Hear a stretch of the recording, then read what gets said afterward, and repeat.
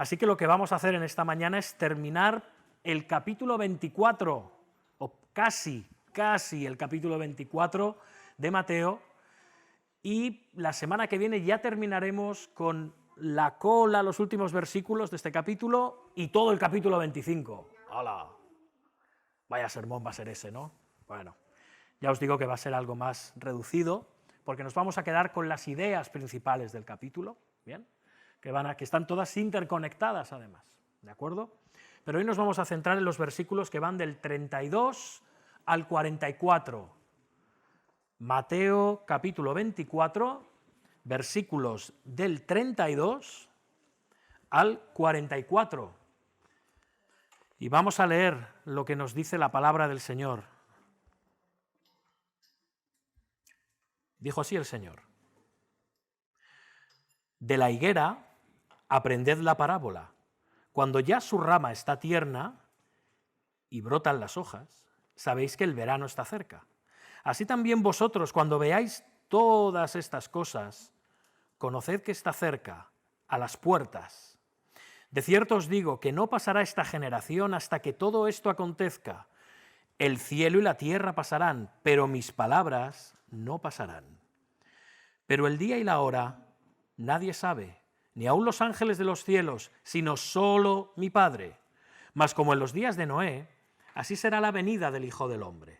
Porque como en los días antes del diluvio estaban comiendo y bebiendo, casándose y dándose en casamiento, hasta el día en que Noé entró en el arca, y no entendieron hasta que vino el diluvio y se los llevó a todos, así será también la venida del Hijo del Hombre. Entonces estarán dos en el campo, el uno será tomado y el otro será dejado. Dos mujeres estarán moliendo en un molino, la una será tomada y la otra será dejada. Velad, pues, porque no sabéis a qué hora ha de venir nuestro Señor. Pero sabed esto, que si el padre de familia supiese a qué hora el ladrón había de venir, velaría y no dejaría minar su casa. Por tanto, también vosotros estad preparados, porque el Hijo del Hombre vendrá a la hora que no pensáis. Así dice la palabra del Señor, y su iglesia responde, amén. Vamos a orar, hermanos. Bendito seas, Dios y Padre. Estamos delante de ti, sabiendo que estamos ante un Dios que ama a su pueblo, que no es un Dios lejano, que no es un Dios distante, que no es un Dios que ha dejado un mundo a su destino, sino que eres soberano sobre todas las cosas, dueño sobre toda la historia, Señor, y que tú un día entraste en el tiempo, entraste en la historia, tú que eres eterno, tú que eres fuera del tiempo, tú que eres el Señor de la historia, te sujetaste al tiempo y a la historia, haciéndote un hombre como todos nosotros, pero sin pecado, aun siendo plenamente Dios. Y Padre, viniste a redimirnos, a redimir a un mundo perdido y caído. Resucitaste tras tu muerte en la cruz y ascendiste a los cielos. Y desde allí esperamos que vuelvas a consumar esa historia de la que tú eres autor, de la que tú eres Rey y Señor. Así que hoy queremos, con los ojos bien abiertos, nuestros ojos espirituales, nuestros oídos espirituales, nuestro corazón, todos nuestros sentidos, Señor, que tú has resucitado en Cristo por medio del Espíritu Santo. Por favor, renuévalos, revitalízalos, hazlos más sensibles, si cabe, a todas las verdades que vamos a recibir de tu palabra. Nútrenos por ello, Señor, por medio del Evangelio, por medio de tus profecías dadas a tu pueblo aquí en el Evangelio de Mateo, Señor. Bendice a tu iglesia y que podamos comprender, saber y entender cómo aguardarte, porque eso, Señor, nos llena de confusión muchas veces, aunque todo verdadero hijo tuyo sabe que tú volverás. Eso es lo que esperamos, Señor. Te rogamos que tú bendigas ahora tu palabra, en el nombre de Jesús. Amén. Amén, hermanos. Amén. Bien, bien. Dice el Señor en el versículo 32. ¿Tenéis el versículo 32? De la higuera aprended la parábola. Cuando ya su rama está tierna y brotan las hojas, sabéis que el verano está cerca. Así vosotros, sigue el 33, cuando veáis todas estas cosas, conoced que está cerca el Señor, su venida, a las puertas. Y yo os pregunto, ¿por qué la higuera? Porque vamos a ver, hay más árboles, ¿no? Esto que dice se podría decir de cualquier árbol de hoja caduca, ¿no? Hay otros árboles, había otros árboles en Palestina. Podría haber dicho otro, como el sicómoro, ¿qué era? ¿Un manzano? No, dice la higuera. Tiene que haber habido una razón. Déjalo encendido, Francisco, que escuche el sermón, como decía Jordi. Tiene que haber una razón, digo yo, ¿no? O el Señor lo dijo, tampoco nos pongamos estrictos, podría haber dicho, bueno, no sé, la higuera. Bueno, puede ser, pero sabemos una cosa, que el Señor no da puntada sin hilo. ¿Estamos de acuerdo con esto? Por supuesto que sí, tiene que haber una razón. Si os habéis fijado en las palabras que hemos leído antes en la lectura congregacional, en Isaías 34, los que sois rápidos podéis buscarlo conmigo sin perder el punto de Mateo. Si vamos al versículo 4, fijaos que está diciendo el Señor: y todo el ejército de los cielos se disolverá y se enrollarán los cielos como un libro y caerá todo su ejército como se cae la hoja de la parra y como se cae la de la higuera. Dices, bueno, ¿y por qué relacionas este texto de Isaías 34 con lo que está diciendo ahora el Señor? Porque los que estuvimos aquí en el anterior sermón acerca de Mateo 24, o si lo habéis visto una vez colgado en internet, habréis visto que el Señor, cuando está hablando de que los cielos se enrollarán y que caerán los poderes y las potestades de los cielos y la luna se oscurecerá y el sol no dará más su luz, está citando de partes de los profetas. ¿Os acordáis que el Señor está citando de los profetas? Y este es uno de los pasajes bíblicos que el Señor está usando. Por lo tanto, no es raro pensar que ya que está usando este pasaje, también el Señor aprovechara y usara la ilustración de la higuera. ¿Pero por qué? De nuevo, ¿por qué la higuera? Porque, a ver, también puede ser casualidad. Al fin y al cabo, ¿os acordáis?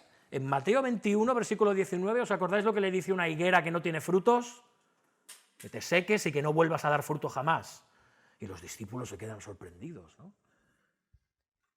Entonces igual estaba pensando en eso, porque acababa de por la mañana, esto es por la tarde, el mismo día, lanzar esta maldición sobre la higuera. Ahora me acuerdo de la higuera. Por eso el Señor está usando la higuera. Dices, ¿qué quiere decirnos el pastor con esto de la higuera? ¿Dónde quiere llegar? ¿El pastor está en la higuera? No. La higuera, hermanos, no es cualquier árbol en Israel, como la vid tampoco es cualquier árbol. La vid sabemos que es una representación constante en el Antiguo Testamento, pero también en el Nuevo, de la nación de Israel, ¿verdad que sí? Pero ¿qué representa la higuera? Pues la higuera, a lo largo de todas las Escrituras, es una representación, es un símbolo de prosperidad, de bienestar, de seguridad, de paz, de abundancia.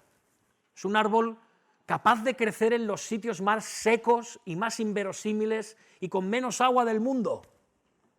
Y aún así puede enraizarse y brotar y dar ese fruto tan rico que son los higos o las brevas. ¿Sí? Por lo tanto, es un símbolo de esa prosperidad. Es un símbolo de paz, de seguridad, de bienestar. De hecho, junto con la vid, en muchas partes de las Escrituras, sentarte bajo tu propia higuera, ¿no habéis oído esto en algún sitio? Es un ejemplo de bienestar, de tranquilidad, de paz. ¿Bien? Y esto es muy significativo, hermanos, tiene muchísimo que ver. No es cualquier cosa que el Señor use la higuera aquí. ¿Por qué? Porque ¿a quiénes les está diciendo que aprendan de la parábola de la higuera? A sus discípulos, ¿no? Por lo tanto, estas palabras, aquí le está diciendo, aprended de la higuera, vosotros aprended, porque ya sabemos que los que no son sus discípulos van a estar más perdidos, no van a discernir los tiempos, ¿verdad? Pero sus discípulos sí. El Señor les está diciendo, en pocas palabras, que con su segunda venida, con el regreso del Señor, vienen también tiempos en los que se va a cumplir algo maravilloso. Y son las palabras que encontramos en Miqueas. Y son las palabras de Miqueas 4 del 1 al 5, cuando dice: acontecerá en los postreros tiempos que en el monte de la casa de Jehová estará establecido por cabecera de montes, y más alto que los collados, y correrán a él los pueblos. Vendrán muchas naciones y dirán: venid, subamos al monte de Jehová y a la casa del Dios de Jacob, y nos enseñará en sus caminos, y andaremos por sus veredas, porque de Sión saldrá la ley, y de Jerusalén la palabra de Jehová. Y él juzgará entre muchos pueblos, y corregirá a naciones poderosas hasta muy lejos, y martillarán sus espadas para azadones y sus lanzas por hoces. No alzarán espada nación contra nación, ni se ensayarán más para la guerra. Y atención ahora: y se sentará cada uno debajo de su vid y debajo de su higuera, y no habrá quien los amedrente, porque la boca de Jehová de los ejércitos lo ha hablado. El Señor les está diciendo a sus discípulos, que conocían esta profecía perfectamente, que además se repite en parte en Isaías capítulo 2, les está diciendo que su venida, que su llegada, que su regreso en gloria es para paz, gozo, bienaventuranza y bendición de su pueblo. Que estas palabras que ya se cumplen inicialmente en la Iglesia, en el pueblo de Dios, en el Israel de Dios, se van a cumplir de forma superlativa en los nuevos cielos y la nueva tierra. El Señor con la higuera, y esta ilustración de la higuera, está anticipando paz y bienestar a su pueblo. Qué maravilla, ¿no? Ya os digo que el Señor no daba puntadas sin hilo, pero también nos hemos de meter en la mente de los que le estaban escuchando lo que era la higuera para ellos, que eran judíos. Símbolo de bendición y prosperidad. La higuera va a dar sus brotes, sus hojas, sus flores y sus frutos, y podréis sentaros debajo de ella en el reino de Dios, consumado definitivamente con mi venida. ¡Qué maravilla! Así que, hermanos, como ya creo que me estoy hartando de repetir a lo largo de esta serie de sermones, la venida del Señor es gozo y paz para el pueblo de Dios, para sus hijos redimidos por gracia. Es un mensaje de felicidad. Debemos de mirar estos pasajes con gozo, con alegría, con esperanza, con fe. No lo dudemos, hermanos, jamás. Y de esto también podemos deducir que todo lo que va a decir el Señor ahora prácticamente va a tener que ver con su segunda venida. Hemos estado ante una señal compuesta, recordáis, que hablaba de la destrucción de Jerusalén, pero también de su segunda venida, y parece que a veces nos parecía un poco complicado discernir hacia dónde iba en un sentido o iba en otro. Pero ahora el Señor, con este ejemplo de la higuera, está hablando de la consumación del reino de Dios. Por lo tanto, todo lo que vamos a ver desde este versículo en adelante tiene que ver con la consumación del reino de Dios. Como digo a veces, hoy voy a necesitar vuestras neuronas, ¿sí? ¿Las tenéis ahí todas? ¿Las habéis traído? ¿Os habéis dejado en ese tarro ahí en la nevera? ¿No? Las habéis puesto. Venga, vamos a usarlas. Y es verdad, hay cosas que a lo mejor por paralelismo o por comparación podemos ver que podrían haberse cumplido en la destrucción de Jerusalén. ¿Bien? Pero aquí el Señor ya no está hablando de la destrucción de Jerusalén, está hablando de su regreso en poder y en gloria. Cuando veamos la predicación del Evangelio por todas las naciones, como dice el versículo 14, cuando venga esa gran tribulación en la que la Iglesia va a ser perseguida, cuando veamos el derrumbe de este mundo y sus instituciones y poderes fácticos, simbolizados por los astros que caen, la luna, las estrellas, ¿recordáis? Cuando veamos esto, hermanos, sepamos que el Señor regresa en poder y gloria y que nos acercamos a la consumación de la historia, a los nuevos cielos y la nueva tierra en los que solamente va a morar la justicia y en los que el conocimiento de Jehová llenará la tierra como las aguas cubren el mar. Por eso vemos el versículo 33, ¿veis? Cuando dice, así también vosotros, cuando veáis todas estas cosas, conoced que está cerca, a las puertas. Vamos a ver, cuando alguien dice que alguien está en la puerta, ¿qué quiere decir? A las puertas, ¿no? Al llegar, ¿no? Oye, que Fátima está en la puerta, ábrele, ¿no? Pues esto es lo que está diciendo el Señor. Que cuando veamos todas estas cosas, no pensemos que esto, bueno, y ahora otros 2000 años. 2000 años de gran tribulación y cayéndose las estrellas y apagando. No. No. Se acabó, es el fin, es la consumación. Y ahora sigue el Señor, y nos encontramos, después de esto, que ya puso a los apóstoles en antecedentes, pero nos tiene que poner también a nosotros, porque estas palabras son para todas las épocas de la Iglesia. No, esto es para ahora. Esto es para ahora porque ahora sí que estamos en los últimos tiempos, ¿no, hermanos? Estamos en los últimos tiempos desde hace 2000 años, desde que el Señor vino. ¿Sí? La Iglesia ha anhelado el regreso de Cristo a lo largo de los siglos. No es algo nuestro. No es que ahora sí. No es que antes estaban equivocados, pero ahora sí, nosotros sí que tenemos la razón. No. Nada de eso.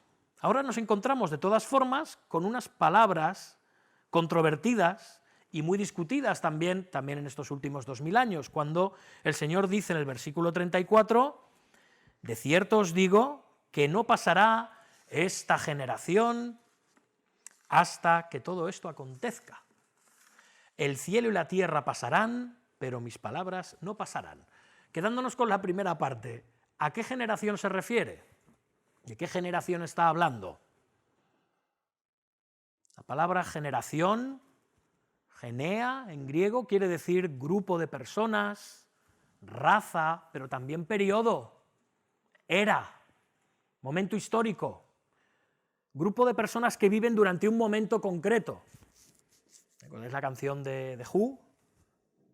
My Generation, ¿no? Mi generación. Y empezaba a hablar de los chavales de la época, ¿no? Pues yo soy de mi generación, Jordi es de la suya, Marta es de la suya, William de la suya. Cada uno tiene una generación, algunos coincidimos y otros no tanto. Pero bueno, creo que más o menos nosotros pertenecemos casi a una generación concreta, aunque dentro de una generación hay generaciones. Porque en 10 años las cosas cambian de una forma increíble. Yo me encuentro hablando a mis hijas y diciéndole en mis tiempos, o antes, cuando claro, yo le hablo de mi generación, ¿no? Yo no sé si soy la generación X, Y, Z, bueno, en fin, hay un montón de generaciones, da igual, da lo mismo. Pero hermanos, ¿qué está diciendo el Señor entonces? ¿De qué está hablando? Bueno, ya os he dicho que si cogemos 10 comentarios de nuestros comentaristas bíblicos favoritos, vamos a ver que ninguno se pone de acuerdo con esto, lo cual es maravilloso, porque si estos señores que le dan a uno 1000 patadas en el estudio y entendimiento de las Escrituras no se ponen de acuerdo, ¿qué hago yo aquí viniéndose a decir lo que quería decir el Señor con esta generación? Pero bueno, algunos dicen que es la generación de judíos que vivían en los días de Jesús y verían la destrucción de Jerusalén y su templo. Claro, el concepto de generación encaja, porque bíblicamente hablando, una generación son 40 años. 40 años es el tiempo que pasó desde que el Señor habló hasta que Jerusalén fue destruida. Ya está. Pero tampoco nos encaja, porque por la misma deriva que lleva el texto, estamos viendo que el Señor no va a hacer ahora esta interrupción brusca de golpe, está siguiendo una línea argumental. El Señor está hablando ahora ya de su venida. Evidentemente, sí que aquella generación vio la destrucción de Jerusalén y su templo, claro que la vio, y el final de Israel como el único pueblo escogido por Dios, el Israel nacional, ¿sí? Como realidad nacional, ¿de acuerdo? Pero lo descartamos, porque tenemos que ir descartando cosas, ¿no? Si no, no acabaríamos nunca. ¿Representa a toda la humanidad? ¿Toda la humanidad que vivirá en su venida? ¿O todos los creyentes que vivirán en su venida? Porque esto es lo que dicen algunos. Es más, Es más, hay quien dice, cuidado, todo esto está muy bien argumentado, ¿eh? Todas estas posturas están súper bien argumentadas y al final uno no sabe qué pensar. Hay quien dice que esto se refiere a los judíos que van a estar siempre existiendo desde los días de Jesús, desde la caída de Jerusalén hasta la segunda venida. Claro, es verdad, todavía hay judíos en el mundo, ¿no? Se han mantenido separados de las demás naciones. ¿Esto no es una evidencia del dedo de Dios sobre este pueblo para que permanezca y que esta generación, esta raza, esta etnia, Israel, sea testigo de la venida del Señor? ¿Qué queréis que os diga? Es que hay muchas posibilidades. Todas pueden parecer aparentemente plausibles. Hermanos, como os he dicho, los comentaristas no se ponen de acuerdo.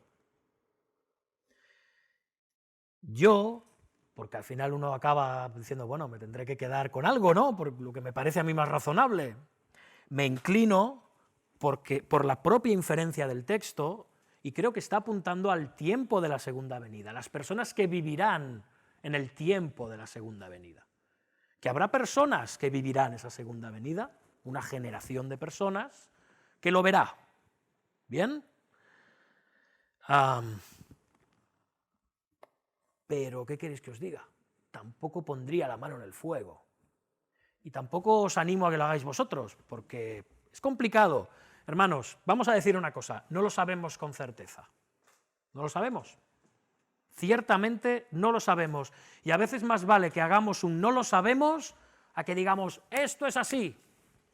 En estos temas tan discutidos a lo largo de 2000 años, creo que hemos de ser muy cautos. Podemos tomar partido más bien por una postura u otra, que ojo, con los años puede modificarse, pero seamos prudentes. De todas formas, mi opinión, las que yo os planteo ahora, es que se está refiriendo a la generación de personas que vivirán cuando Cristo venga. ¿Sí? De todas las naciones, de todos los pueblos. ¿Por qué? Porque el Señor está hablando de su venida. Como hemos visto al principio, la ilustración de la higuera ya nos hace ver que está hablando de la consumación, que está hablando del fin, que está hablando de la llegada completa y exhaustiva del reino de Dios, completamente, materializado en el universo. ¿De acuerdo? Pero de todas formas, hermanos, hay algo más importante, porque si nos encerramos en esto de la generación, nos lo vamos a pasar muy bien aquellos que nos gusta escarbar en los textos, pero igual sacamos muy poco provecho. Hay algo mucho más importante en todo esto. Es un aspecto que cuando llegamos aquí, casi siempre se pasa por alto. Hermanos, signifique lo que signifique, lo entendamos como lo entendamos, cuando ocurra lo entenderemos perfectamente, de eso no nos cabe ninguna duda, ¿verdad? Pero la clave es que el Señor vendrá, que eso es seguro y que habrá testigos que lo verán. Es más importante que prestemos al versículo 35, fijaos. El cielo y la tierra pasarán, pero mis palabras no pasarán. Saltamos de puntillas por aquí, ¿no? El Señor está diciendo todas estas cosas y de una forma un poco críptica, reconozcámoslo, pero ahora de repente te dice, sí, el cielo y la tierra pasarán, pero mis palabras no pasarán. El Señor empieza con esta solemne introducción, este argumento, versículo 34, ¿veis? De cierto os digo, porque lo que importa, hermanos, es el carácter permanente de estas palabras del Señor. Al final no es tanto lo que significa la palabra generación, sino que estos son palabras, una profecía, una promesa permanente, que no pasa cuando el Señor decía amén, y a veces amén, amén, esto es más del Evangelio de Juan. El Señor está poniendo su sello, diciendo esto va a pasar, esto ocurrirá. En contra del cielo y de la tierra que tú y yo conocemos y que tanto nos gusta disfrutar, que pasarán, están unos nuevos cielos y una nueva tierra. Porque este mundo, estos cielos y esta tierra serán purificados, santificados cuando el Señor venga. no seguirán, pero las palabras del Señor son aquella única cosa que va a permanecer. La única cosa que va a permanecer y la única cosa, hermanos, sobre la que podemos poner nuestra fe y seguridad y confianza. La palabra del Señor, y nada más que la palabra del Señor. Es el fiel fundamento de nuestra fe. Nada más. No las diferentes interpretaciones escatológicas. Porque la palabra del Señor nuestro, o del Dios nuestro, permanece para siempre. No obstante, nos encontramos con otro obstáculo. Estos textos parecen como una permanente carrera de obstáculos. Coges carrerilla, los saltas y tienes que estar cogiendo carrerilla para el siguiente. Está lleno de retos interpretativos, porque ahora hay otras palabras que también han generado mucha controversia en la historia de la Iglesia. Claro, son muy difíciles de entender para ti y para mí. Somos seres humanos muy limitados, pequeñitos, ¿sí? Dice así el versículo 36, pero del día y la hora nadie sabe, ni aun los ángeles de los cielos, sino solo mi Padre. Caramba, nadie sabe. Otros pasajes paralelos dicen ni aun el Hijo, ni el Hijo. Qué curioso. ¿Cómo es posible esto? Pero el Señor no es Dios. Sí, es plenamente hombre, pero también es plenamente Dios. ¿O qué? ¿O no? ¿O qué pasa? ¿Qué gran contradicción es esta? Si es que hay una gran contradicción, o aparente contradicción. Hermanos, aquí está hablando Jesús de Nazaret, el Mesías prometido, el Hijo de Dios encarnado. Sí, como plenamente Dios, pero también como plenamente hombre. Y aunque hubiera querido explicarlo, tampoco él quería explicarlo. ¿Por qué? Porque el Señor se había abandonado, el Señor se había vaciado de sí mismo y de su gloria que ostentaba en los cielos antes de su venida. Se había despojado, anonadado, como dicen algunas versiones, de sí mismo. Y muchas de sus cualidades divinas, como hombre, a semejanza de ti y de mí, aunque sin pecado, evitaban que él tuviera el absoluto conocimiento que sí que tenía como Dios. Así que, como humano, tenía muchas limitaciones. Tenía limitaciones físicas. Necesitaba comer, beber, dormir, respirar el aire, como nosotros, la luz del sol, todas las necesidades básicas y elementales, todas, que tú y que yo. Pero también tenía una serie de limitaciones en cuanto a su conocimiento eterno de las cosas. Él mismo había decidido despojarse de eso. Ahora, ¿cómo es posible esto? Tampoco lo sabemos. No podemos explicarlo porque es otro de los grandes misterios y de las doctrinas más profundas de la historia de la Iglesia. Solamente lo sabía el Padre en los cielos en aquel momento. Él no había dejado de ser Dios, pero él no lo sabía. Igualmente no lo sabía. ¿Cómo es posible? No lo sabemos. El Señor conocía todas las cosas, ¿recordáis? Señor, tú sabes todas las cosas. Ahora sabemos que tú sabes todas las cosas. Pero tampoco sabía todas las cosas. ¿Cómo conciliamos esto? No podemos, hermanos. Como no podemos conciliar muchísimas cosas, pero en vez de hacernos dudar, en vez de hacernos perder horas y horas discutiendo acerca de esto, esto debería de llenarnos de asombro, de perplejidad, de admiración por las obras de Dios. ¿Cómo es esto posible? Es posible, pero ¿cómo es posible? Y hermanos, está bien que así sea. Los seres humanos tendemos a cometer muchas blasfemias intelectuales. Somos unos blasfemos intelectuales, unos metomentodos espirituales. Querer entender la plenitud de los misterios de Dios que ni Él mismo ha revelado, aparte de absurdo, Es una blasfemia. Su gloria, su naturaleza trina, pero al mismo tiempo como un solo Dios, su soberanía sobre todas las cosas, al mismo tiempo que Él juzga y condena en base a la responsabilidad del hombre, su encarnación, ¿cómo es posible? ¿Cómo el creador de todo el universo, el Dios Trino, puede encarnarse en un bebé? ¿Hubo un tiempo en el que el Hijo encarnado, como plenamente Dios, era un bebé inconsciente? ¿Tuvo siempre conciencia? Libros, hermanos, libros se han escrito acerca de estas cosas.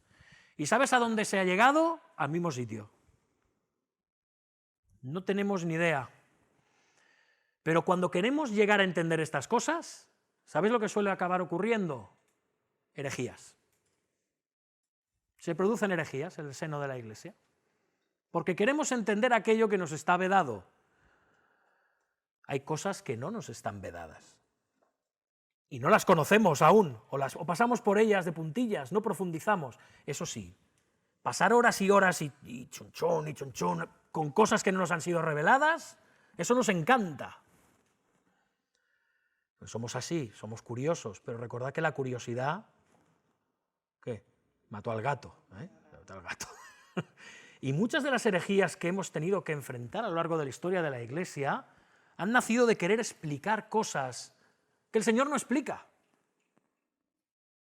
o querer disculpar cosas acerca de las cuales Dios no se disculpa.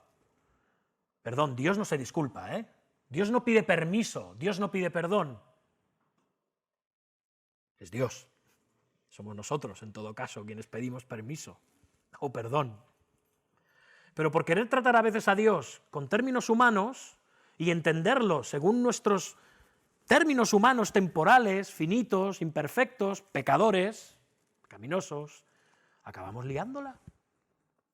No lo sabemos, solo sabemos que el Señor en ese momento no lo sabía. Ahora sí lo sabe. Pero en aquel momento no lo sabía.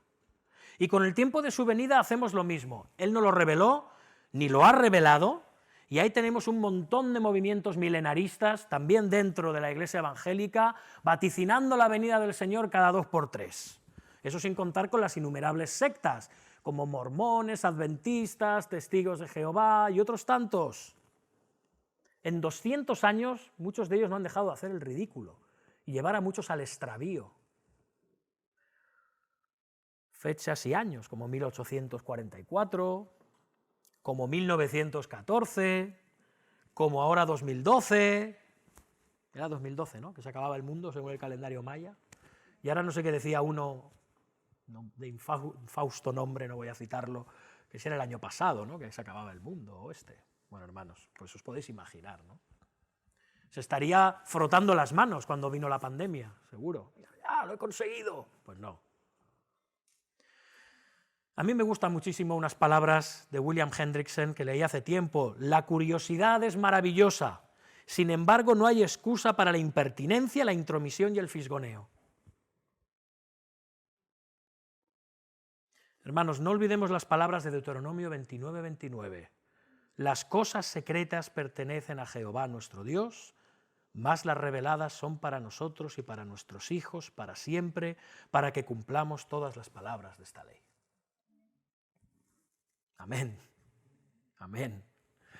Y hermanos, ¿sabéis qué os digo? Que es maravilloso no saberlo. Aquellos que estuvimos en la reunión de oración el pasado jueves, ya hablamos un poquito, pero es que es genial no saberlo. ¿Por qué? ¿Os imagináis 2000 años? ¿Os imagináis que el Señor había dicho, voy a venir en 2015? ¿Os imagináis que 2000 años habríamos pasado?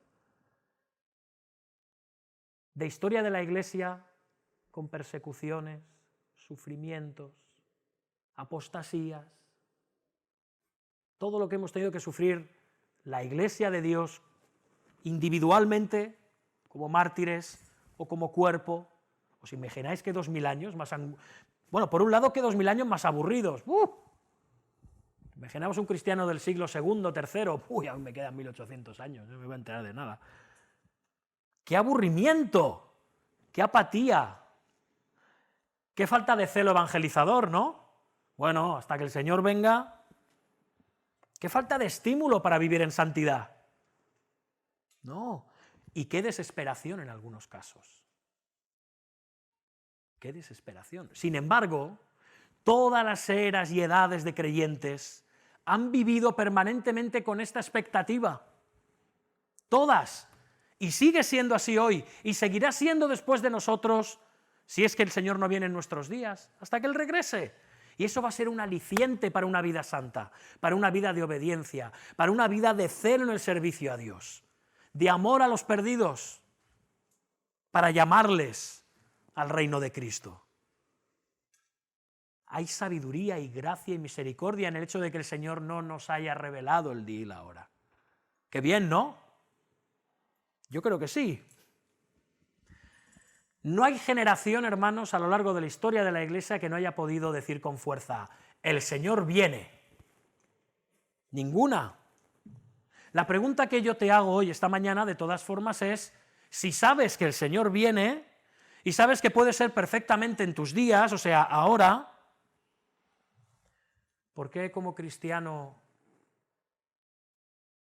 vives con aburrimiento? ¿Por qué vives con apatía espiritual? ¿Por qué vives con falta de celo evangelizador? ¿Por qué vives sin ningún estímulo ni ganas de crecer en santidad y a semejanza de Cristo? ¿Por qué vives en desesperación y en falta de fe? ¿Crees que el Señor viene? Porque el Señor viene. ¿Crees que puede ser en tus días? Yo sí. ¿Por qué no? Como pudo ser en los días de Lutero, como pudo ser en los días de Spurgeon, puede ser en nuestros días. Como pudo ser en los días de Agustín o de los primeros cristianos. El Señor viene. ¿Cómo vives? Porque si realmente esto no es un incentivo para ti, para una vida santa, sí, sabemos que imperfecta, pero santa, en pos de la santidad, es que realmente no crees que el Señor puede venir en tus días. Eso me queda muy lejos. El Señor tendrá misericordia de mí, de todas formas, porque Él es bueno, Él ya me ha salvado, pero yo no lo voy a ver. ¿Seguro que no lo vas a ver? Te voy a hacer dos preguntas. ¿Puedes garantizar que el Señor va a venir en tus días? ¿Lo puedes garantizar? ¿Lo puedes firmar? No. ¿Puedes garantizar que el Señor no va a venir en tus días?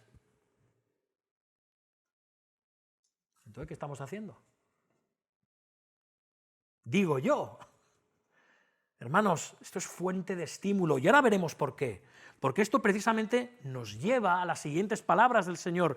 Tiene muchísima relación. Él está diciendo que sus palabras no van a pasar, que se van a cumplir. Y ahora, en el versículo 37, empieza a decir, más como en los días de Noé, así será la venida del Hijo del Hombre. Porque como en los días antes del diluvio estaban comiendo y bebiendo, casándose y dándose en casamiento hasta en el día en que Noé entró en el arca, y no entendieron hasta que vino el diluvio y se los llevó a todos. Así será también la venida del Hijo del Hombre. Esto entronca con lo que decíamos antes. ¿Qué vida estamos llevando?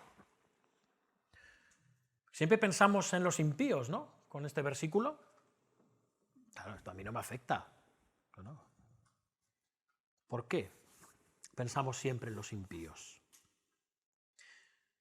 Si sabemos que la venida del Señor es repentina, no digo ya que vaya a ocurrir hoy, pero que va a ser algo repentino, que va a ser una sucesión de acontecimientos precipitados, si sabes esto, si sabes que vas a entrar algún día, que hay posibilidades de que entres en lo que es la gran tribulación, que vas a ver cómo este mundo se desmorona a tu alrededor, si vas a ver la llegada del Señor en poder y gran gloria, yo me pregunto, ¿por qué viven como viven algunos cristianos?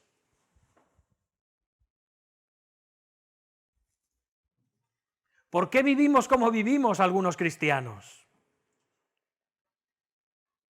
Yo puedo entender lo de los incrédulos, a ellos les da igual. Si alguno escucha esto se estará riendo por dentro. Pobres ilusos, viven engañados. Pero ¿qué hay de ti, cristiano? Porque de ellos lo podemos esperar. Pero ¿y de cada uno de nosotros? ¿Cómo vivimos? La gente se burló de Noé, está apuntando a eso el Señor. La misma construcción del arca ya era un testimonio. Hay quien a veces pinta a Noé allí hablando a la gente, ¿no? Y como predicándoles. Bueno, pudo ser, pero cuando nos dice el apóstol Pedro que Noé fue pregonero o predicador de justicia, no necesariamente se está refiriendo a que esté ahí como Whitfield predicando el evangelio en una campiña. No, no, no. El arca era un testimonio abrumador de la justicia de Dios que venía sobre ese mundo. ¿Sí? Del juicio. Vaya testimonio. Pequeñito, ¿eh? Un testimonio mudo, pero que gritaba. Y bien, no hace falta saber mucho de la Biblia, ni siquiera haber ido a la escuela dominical para saber lo que ocurrió, ¿verdad? ¿Cuántas personas se salvaron? 8. Es que solo había 10 personas en el mundo. Habría dicho, bueno, es un mal promedio, ¿no? Pero no era el caso. Solo 8 personas de toda la población de la tierra. El Señor nos lo está relatando. Cada uno vivió, como se suele decir, a lo suyo. Y riéndose de ese pobre iluminado que está construyendo aquí un barco en medio de la nada. Pero este hombre está loco.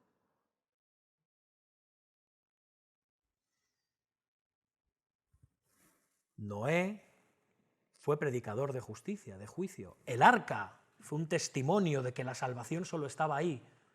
Como ahora nosotros decimos que la salvación solo está en Cristo, solo en Él. Él es el arca de salvación para nosotros. Dice el Señor, hasta el día en que Noé entró en el arca y no entendieron, fijaos, no entendieron hasta que vino el diluvio y se los llevó a todos. Así será también la venida del Hijo del Hombre. Y alguien podrá decir, oye, bueno, a ver un momento, esto es un poco fuerte, porque ¿qué tiene de malo comer, beber y darse en matrimonio, casarse o entregar a nuestras hijas o hijos en matrimonio? Pues ¿qué tiene de malo? Pues qué cosas más... Oye, tenemos que gozar de la vida, ¿no? Si no como y no bebo, además me muero. O si usamos el lenguaje del Señor en Lucas 17, cuando habla de los días de Lot, ¿recordáis que dice, antes de que viniera el juicio sobre Sodoma, el Señor mismo usa la expresión que los hombres comían, bebían, compraban, vendían, plantaban, edificaban, y otra vez puede salir alguien diciendo, bueno, ¿y esto qué tiene de malo? Pues no tiene nada de malo, por supuesto que no tiene nada de malo hacer nada de esto. Si os fijáis, no está diciendo nada que no estemos haciendo los demás, ¿no? Entonces, ¿cuál es el problema? Ninguno. El problema es otro. El problema es otro. Porque además, por medio de estas cosas, podemos glorificar a Dios. ¿Sí o no? Claro que sí. Ser cristiano no es renunciar a los gozos y actividades de este mundo. Por supuesto que no. Pero, cuando nuestra alma, hermanos, se ve completamente envuelta en estas cosas, única y exclusivamente envuelta en estas cosas, cuando estas cosas se vuelven un fin en sí mismas, cuando se vuelven nuestro objetivo en la vida y se descuidan las cosas espirituales, quedan eclipsadas totalmente por esto otro, estas cosas ya no son de bendición. Son más bien incluso de maldición y de mal testimonio para Dios. Se pueden convertir en una maldición, de hecho. Se convierten en materialismo, en egoísmo y en falsa seguridad.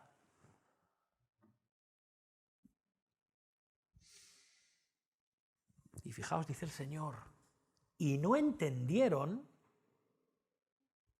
no discernieron hasta que vino el diluvio. Pero claro, ya era un poco tarde, porque Noé ya había entrado en el arca y ya Dios había cerrado la puerta y ahí no había quien entrara. Y yo no quiero ni pensar cómo se sentirían Noé y su familia dentro del arca, escuchando los gritos afuera. Porque, hermanos, cuando en Génesis, y no me quiero desviar, dice que se cerró, que Dios cerró el arca, quiere decir que si Dios cerró el arca, ya no había quien la abriera. ¿Vemos lo importante del matiz? Si hubiera puesto y Noé cerró el arca, pues la podría haber abierto en un momento dado, en la desesperación, en el que alguien llamara con angustia a la puerta, déjame entrar, ahora lo entiendo. Pero cerró la puerta a Dios, un Dios soberano, dueño del tiempo y de las sazones y del propósito de cada uno de los seres que viven en este mundo. Él cerró el arca.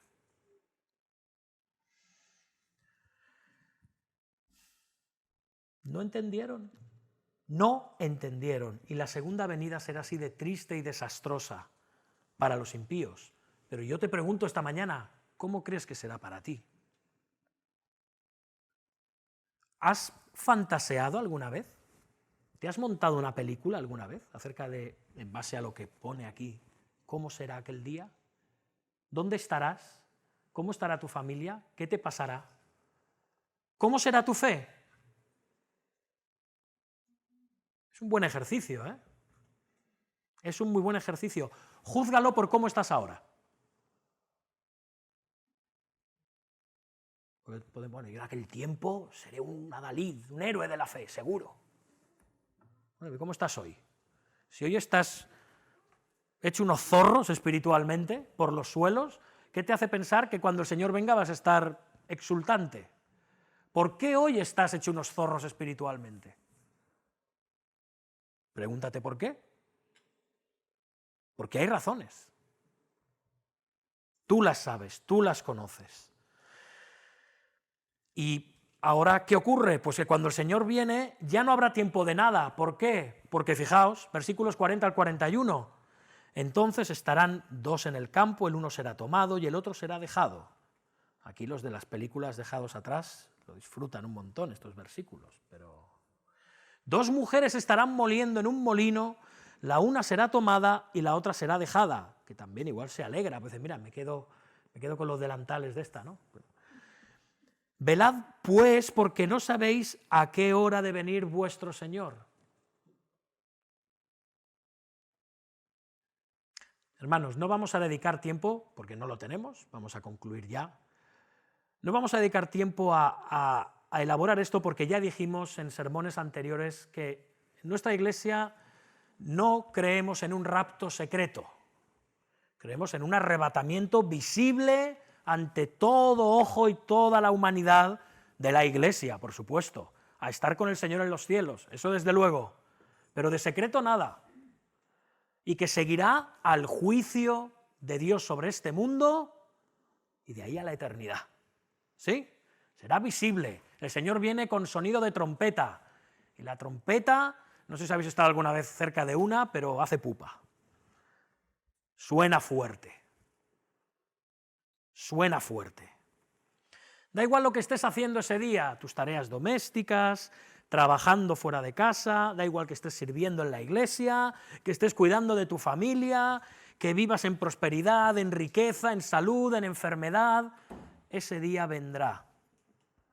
La puerta del arca será cerrada, el evangelio ya no va a predicarse más en la tierra y el Señor tomará a los suyos en gloria, pero dejará a los impíos, incluido a los falsos cristianos, aquí, en espera de juicio. Así que no sabemos el día y la hora, por lo tanto, se nos llama a que velemos. Fijaos las últimas palabras del versículo 41. Velad, pues, ¿qué es velar? Estar despiertos, preparados, alerta. El Señor viene ya. Hay que estar despiertos. Alerta espiritualmente, claro. Velad, pues, porque no sabéis a qué hora ha de venir vuestro Señor. Y mi pregunta es si cuando venga el Señor podrás decir, aquí viene el Señor, o podrás decir, aquí viene mi Señor. ¿Veis las palabras del Señor? No sabéis a qué hora ha de venir vuestro Señor. Porque habrá muchos que, como dice el apóstol Pablo en Efesios, sí, toda lengua reconocerá y toda rodilla se doblará. Todos reconocerán que Jesucristo es Señor para gloria de Dios el Padre. En los cielos y debajo de en la tierra y debajo de la tierra. Aún en el infierno reconocerán que Jesús es el Señor. Pero solo su iglesia podrá decir, Aquí viene nuestro Señor, mi Señor. De nuevo, ¿qué dirás ese día? ¿Es tu Señor? ¿Es mi Señor? Hermanos, para concluir, este es un mensaje de esperanza y advertencia. Lleva siendo así desde que hemos empezado con esta serie. Es un mensaje de esperanza, de gozo, de liberación y de advertencia que el Señor nos ofrece aquí en el capítulo 24 de Mateo a todos aquellos que nos hemos arrepentido de nuestros pecados, que hemos creído que solo en la cruz del Calvario, donde Cristo pagó el precio por tus pecados y los míos, hay salvación, vida y perdón eternos, una vez para siempre. Pero también es un mensaje de juicio, también es un mensaje de advertencia para todos aquellos que niegan a Cristo, todos aquellos que le rechazan. Y te digo una cosa, si hoy estás aquí sin Cristo, muerto en tus delitos y pecados, muerto espiritualmente, el Señor quizás te conceda muchas oportunidades más de seguir rechazándole. Quizá te conceda muchas oportunidades más de seguir negándole, o de seguir ocultándote de Él, o burlándote de Él. El Señor es misericordioso y paciente. Pero quizás hoy, si le rechazas, también puede que sea la última vez que el Señor te dé una oportunidad. No estamos en su plan ni en su mente. No nos aprovechemos de la misericordia del Señor. No nos aprovechemos de su paciencia. El arca de salvación se cerrará en su segunda venida, pero eso no te garantiza que vas a tener muchas oportunidades hasta que eso ocurra. Porque si esperas a que eso ocurra, bueno, solo el Señor sabe. Yo no sé qué puede hacerte entrar por esa puerta de salvación que es Cristo. No lo sé. ¿El amor a Cristo? ¿El miedo al juicio de Cristo? El Señor atrae a sus escogidos de muchas maneras. A veces algunos van por temor al juicio, otros van por amor a la gracia del Señor. Hay muchas maneras. Pero os aseguro una cosa, que por parte de Cristo siempre hay amor y gracia. No sé qué anidará en tu corazón si vas a Él, pero Él te espera lleno de gracia, amor, perdón y misericordia. Él te aguarda, Él te atrae con cuerdas de amor. Y sí, a veces el amor no lo entendamos como, bueno, el amor a veces puede ser disciplina. A veces puede ser temor ante el juicio. Y cualquiera que es padre creo que puede entender esto. Por cómo tratamos a nuestros hijos a veces, y lo hacemos por amor. Un amor que a veces nos consuela, un amor que a veces nos disciplina, desde luego. Pero es amor, como el de un padre hacia sus hijos amados. Siempre. Ves a Cristo. Con temor por este mensaje, con amor por este mensaje. Pero ves a Él. Pues en Él hay amor perfecto y no cesa. Él desea que descansemos. Él desea que seamos refrescados y alimentados ahora por la eternidad bajo nuestra propia higuera, bajo el árbol de la vida en el jardín de Dios, en la santa ciudad, bajo Cristo.